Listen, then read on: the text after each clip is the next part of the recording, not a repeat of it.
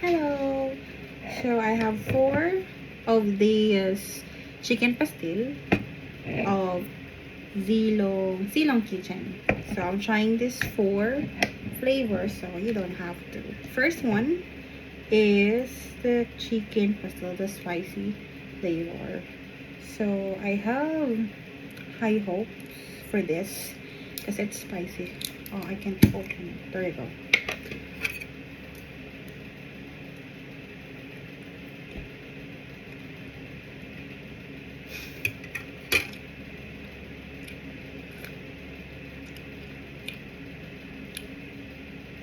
Okay naman na siya. Okay. Tilawin mang gid no. Ato Bisaya mang gid no. Ano, uy. Gahi. Okay. This one is the salted egg.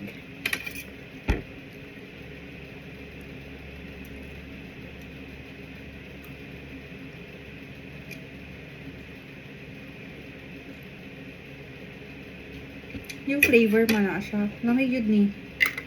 Pwede ra na. And this one is the ulhi man niya atong original. Pero magbisaya gyud ko. Ano sa man ko mag-English man. Garlic flavor. This one is oily.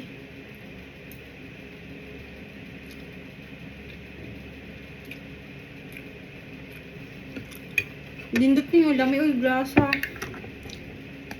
The best ni so far, ha? And the original.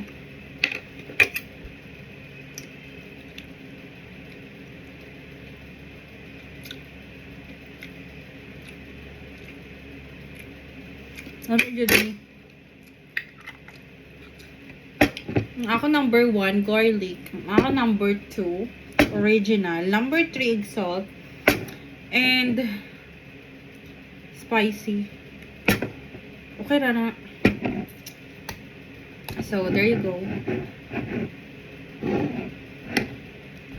Barato naman yun na. So, walang tayo mag-expect, ha? Pero, lamig yun na.